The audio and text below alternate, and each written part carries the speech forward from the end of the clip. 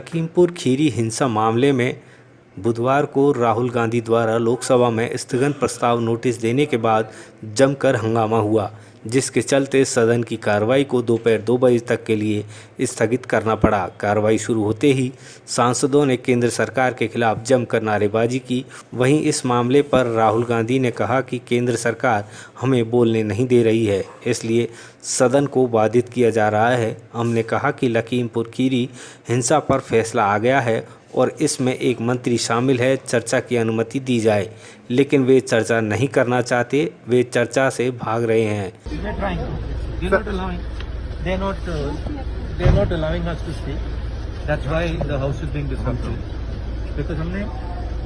हमने कहा कि ये जजमेंट आया है और उनके जो मंत्री हैं उसमें ये इन्वॉल्व हैं, तो हमने कहा कम से कम डिस्कशन तो अलाउ होना चाहिए, मगर वो डिस्कशन नहीं करना चाहते। सर, आपको लगता है उनको रिजाइन करना चाहिए? ओके। जब हम लखीमपुर खीरी में शहीद किसान और श्री रमेश कश्यप जो पत्रकार थे उनके परिजनों से मिले, तो जैसे राहुल जी ने कहा वे सिर्फ न्याय चाहते हैं और उनके लिए न्याय का मतलब ये है कि सिटिंग जजेस द्वारा जांच की जाए, एक निष्पक्ष जांच हो। और सबसे महत्वपूर्ण मुद्दा उन्होंने ये उठाया कि जो गृह राज्य मंत्री हैं देश के, जो अपराधी के पिता हैं, उनकी बर्खास्तगी की जाए। उनका ये मानना है कि जब तक इनकी बर्खास्तगी नहीं होगी तब तक निष्पक्ष जांच नहीं हो सकती और अपराधियों को सही सजा नहीं मिलेगी।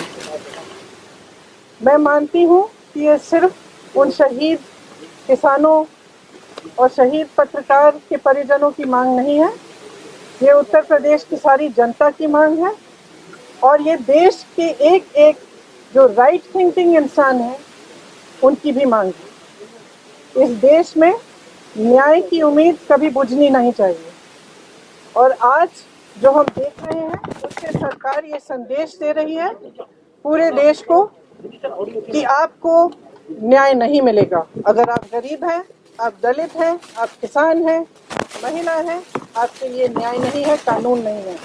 और अगर आप सत्ताधारी हैं, भाजपा के मंत्री हैं, तब कानून आप पर लागू नहीं है। दरअसल एसआईटी जांच टीम के बयान के बाद राहुल गांधी समेत विपक्ष के कई नेता सरकार पर हमलावर हो गए हैं।